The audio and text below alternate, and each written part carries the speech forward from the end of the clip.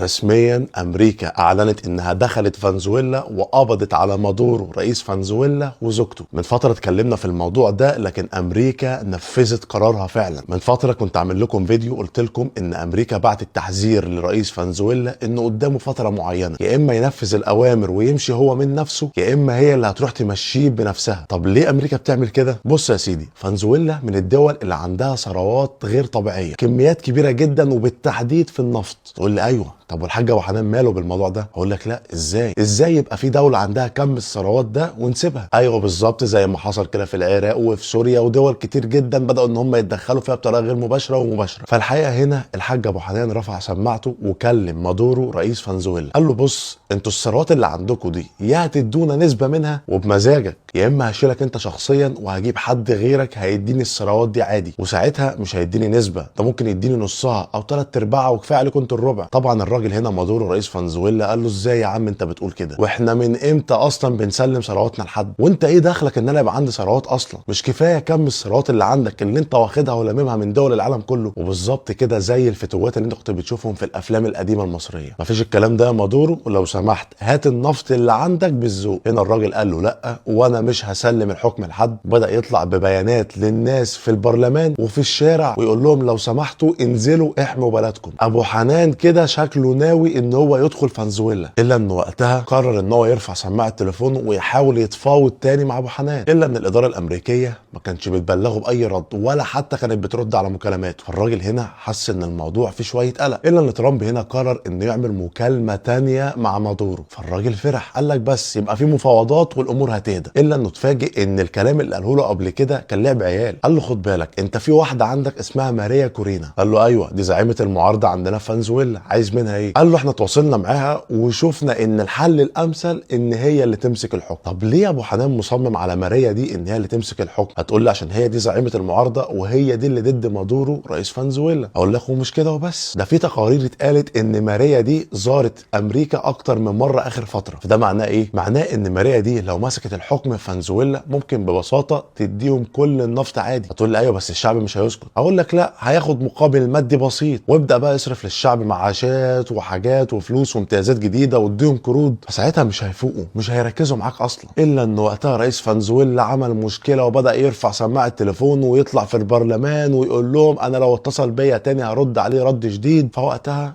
ابو حنان يسكت خالص ولا كأن حاجه حصلت. الا ان اللي كان فاهم سياسه وقتها واللي عارف تصرفاته وشخصيته كان عارف ان هو بيمهد اكيد لحاجه، عشان امبارح الساعه 2 الفجر بتوقيت فنزويلا الناس نايمه والوضع طبيعي، وفجاه يصحوا على صوت طيارات امريكيه. اللي جاب الطيارات دي هنا؟ ولسه هيشوفوا ايه الموضوع، يفتحوا التلفزيون يتفاجئوا ان الكهرباء قطعت، يمسكوا التليفون عشان يعملوا سيرش او يكلموا حد يفهموا فيه ايه، يلاقوا ابراج الشبكه كمان استهدفوها ومبقاش فيه اي شبكه للتليفون. الا ان بعض المؤسسات اللي كانت بتستخدم قمر صناعي في الاتصال بالانترنت اتفاجئوا ان ترامب منزل بيان انهم بالفعل خلاص دخلوا فنزويلا واستهدفوا بعض المناطق فيها. ومش كده وبس، قبضوا على مادورو رئيس فنزويلا وزوجته وخدوهم في طياره خاصه بيهم. هتقول لي طب فين الجيش هنا وازاي الطيارات دخلت؟ هقول لك ما اول حاجه اتعملت ان بطاريات الدفاع الجوي كلها استهدفت. هتقول لي ايوه بس فنزويلا مش هتسكت، الجيش مش هيسكت وهيروح يرد. هقول لك ما عشان ما يعملش كده بقى برضه نفس الطيارات استهدفت البنيه التحتيه للجيش كله والمطارات بالكامل تم استهدافها. فوريني بقى هتعرف ترد منين وازاي؟ عشان يطلع هنا وزير الدفاع وينزل بيان للشعب كله ينزل الشارع، اللي احنا كنا بنحذركم منه حصل، انزلوا علشان تحموا بلدكم. الا ان انت هنا بتتكلم في طيارات قصاد ناس على الارض من غير دفاع جوي من غير اي حاجه تحميهم. الا ان هنا كله بيترقب موقف الصين.